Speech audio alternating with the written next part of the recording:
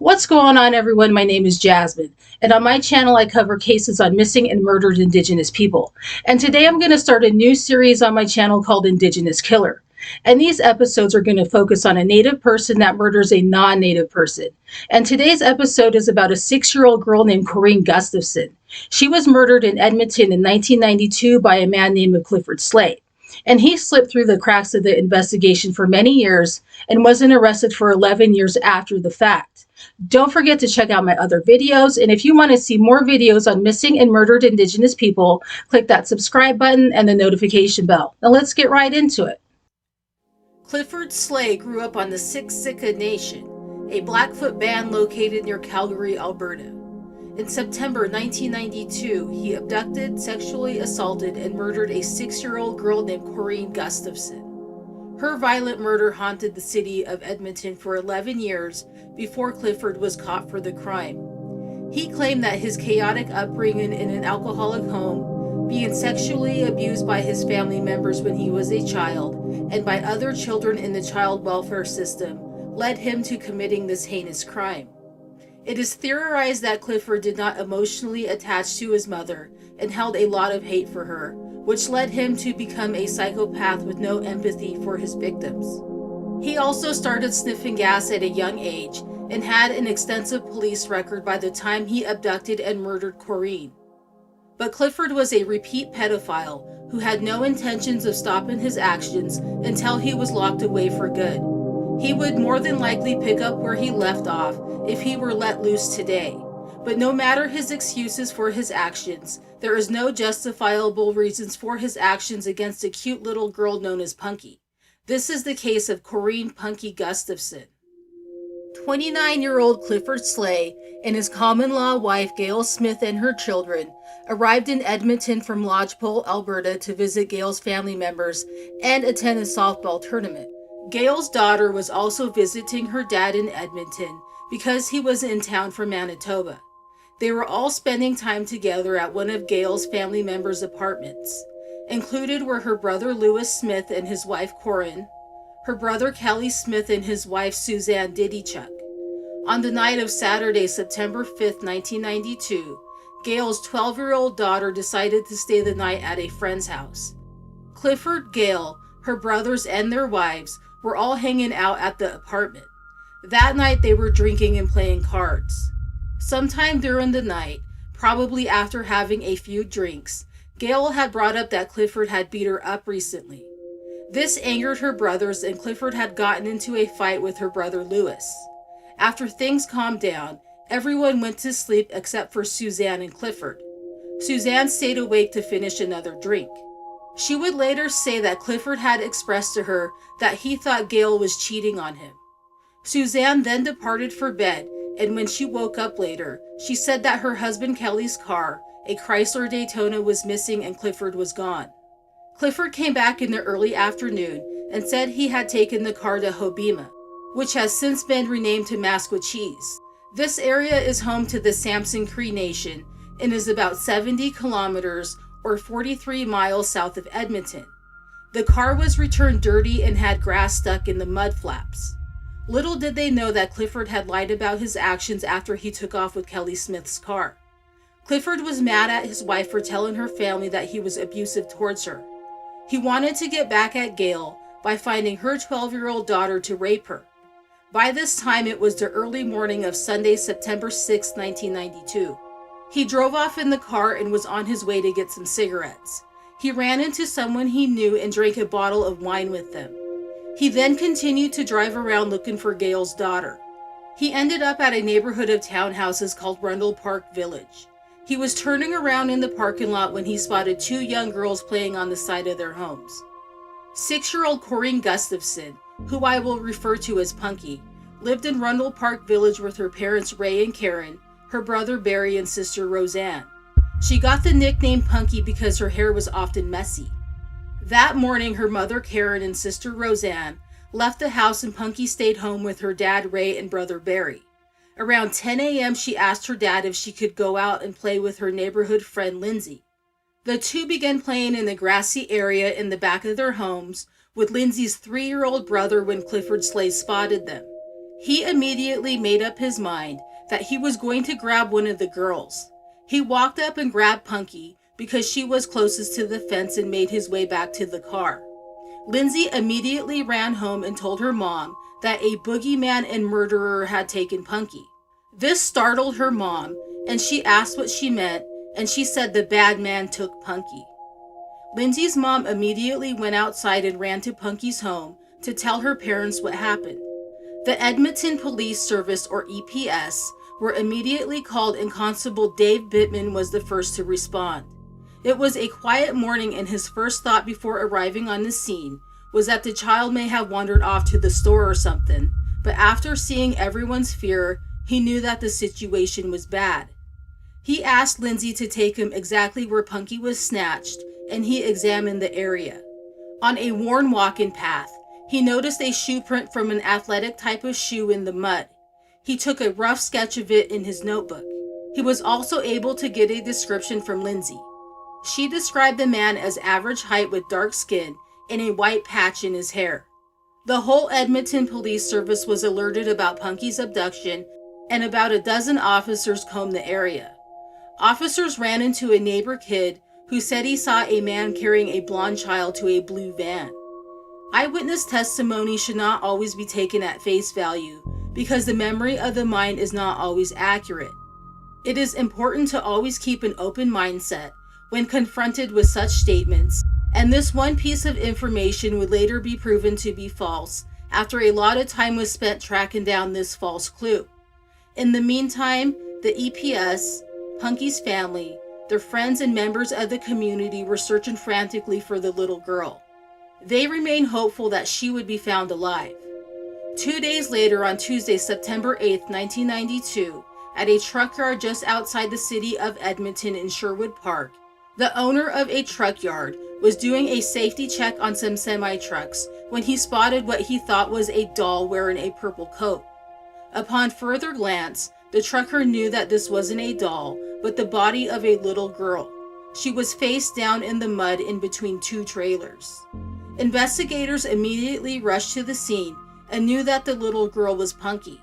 The scene was examined and tire tracks were observed and plaster casted. There were also unknown tracks at the scene that at the time could not be determined what they were from, and a shoe print similar to the one found at Punky's home was also seen. When Punky was turned over, it was noticed that she appeared to have been redressed.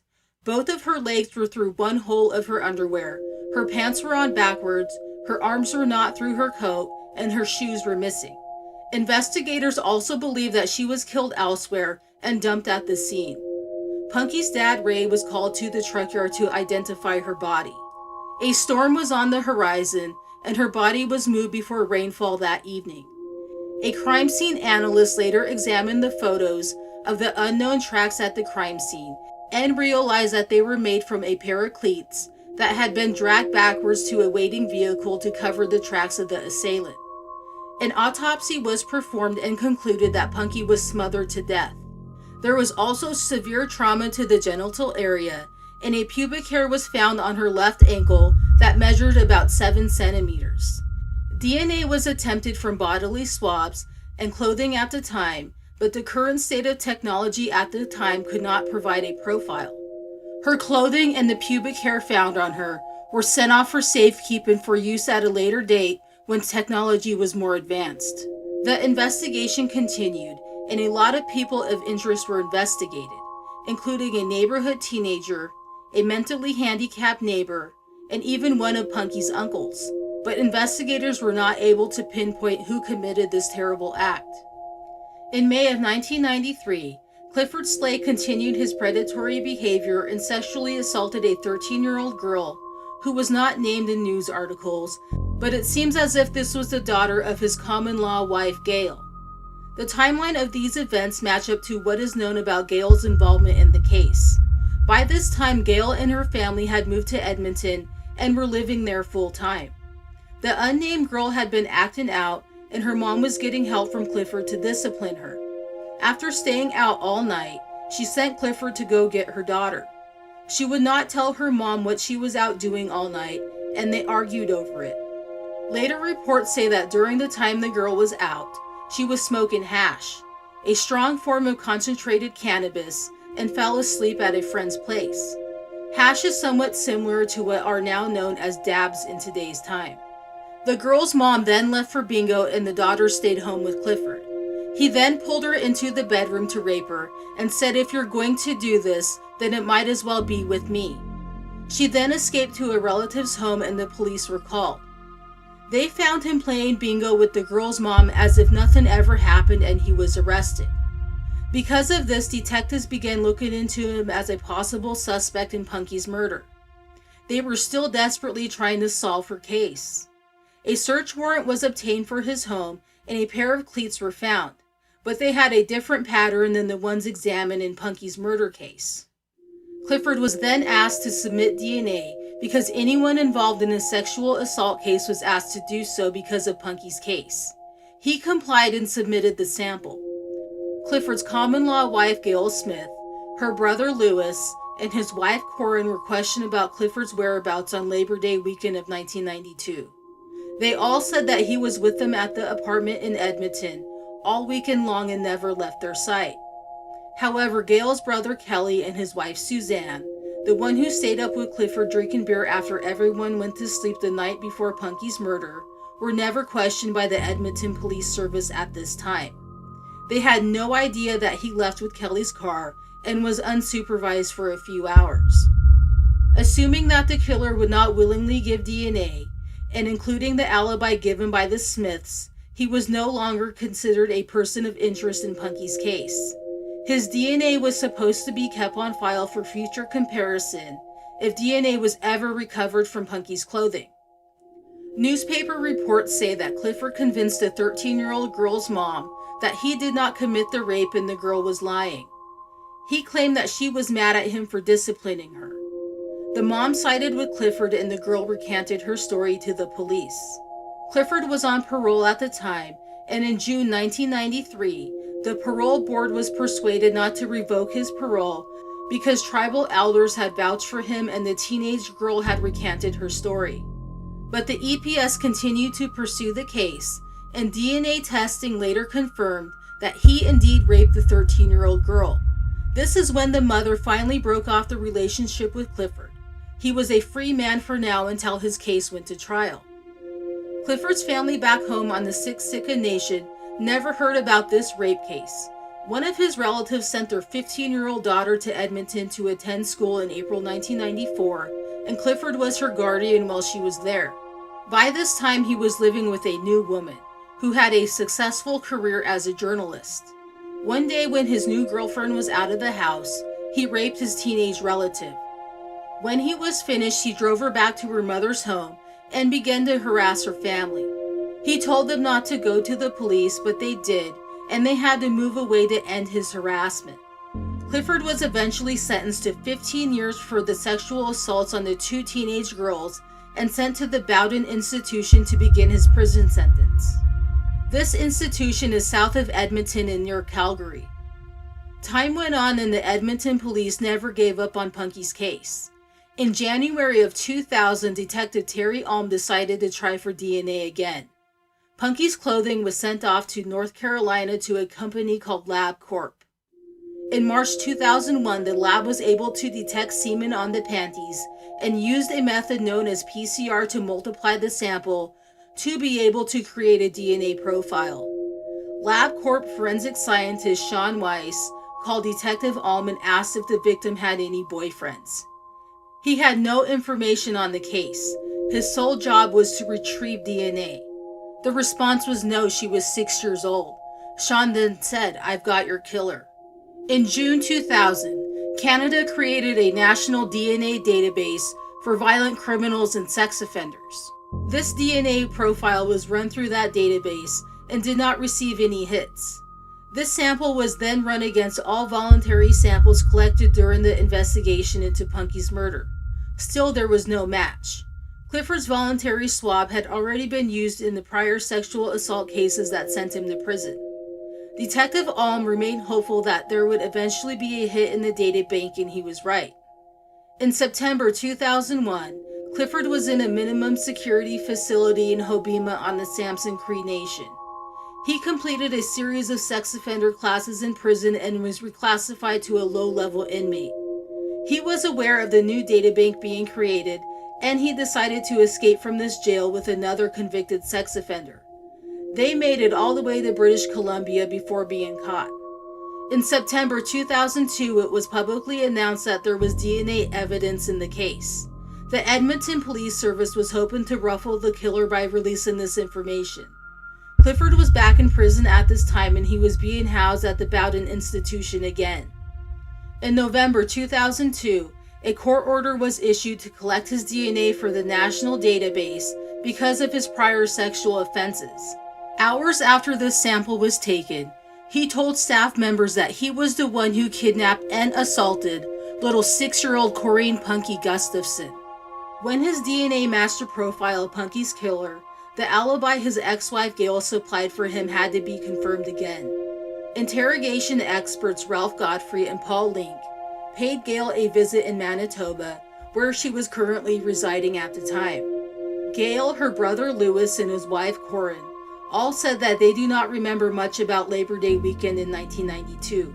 It had been a little over 10 years by this time. They all could not say with 100% certainty if Clifford was with them the whole time at the apartment. Gail said it was possible he could have been out of her sight for a few hours. Gail's brother Kelly Smith and his wife Suzanne Diddy Chuck were also questioned around this time. I mentioned earlier that they were never questioned in May 1993 when the others were. This is when Suzanne told investigators about Clifford taking her husband's Dodge Daytona and bringing it back dirty in the early afternoon. During my research, I never read if police ever examined this car.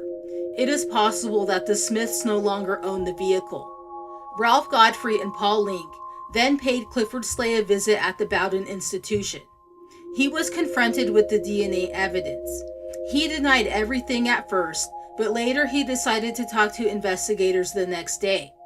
He claimed that after he snatched Punky from her home, that he didn't know what to do with her and was just driving around until he went down a secluded road. He then said he was just going to let her go, but then took the opportunity to quote-unquote have sex with her. Clifford then restated and said technically rape her, and he went on to say that the attack lasted 10 minutes. He then claimed when he left her in the truck yard she was still alive and sitting on the fender of a truck, and he was surprised to learn that she had died. He had no emotion while telling investigators this, and they thought he was fabricating these details so he could get a lighter sentence, such as manslaughter instead of first or second degree murder. They were convinced that he intended to kill her before he dumped her body, and I personally believe that he smothered her to death while trying to muffle her screams. Clifford Sleigh was officially charged on March 14, 2003 with first-degree murder, aggravated sexual assault, and kidnapping. His trial began on May 9, 2005. Clifford first started off by pleading guilty to kidnapping and manslaughter. The kidnapping plea was accepted, but the manslaughter charge was rejected, and the first-degree murder charge went to trial. Alberta's chief medical examiner testified and said that Punky was most likely smothered to death and not alive when she was dumped in the truck yard. Although her clothing was nearly free of any blood, he also said that her injuries were the worst he had ever seen. The trial concluded on May 24, 2005, and the jury began deliberations. It only took them 11 hours to reach a guilty verdict. This decision would carry an automatic life sentence. Clifford was 43 years old at the time and will not be eligible for parole until the year 2030 when he is 68 years old.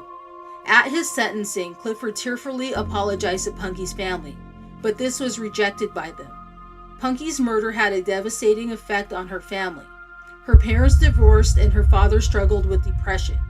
Her funeral was held on her brother's birthday, and this will forever be a somber day for him. Please do not be afraid to speak out against child predators. They are the worst of the worst. If you know anyone who is being sexually molested, please help them and get the offender off the street by going to your local law enforcement, even if the offender is a member of your own family. You can prevent future victims by doing this and possibly save someone's life. Thank you so much for watching today's video and listening to Corrine's story.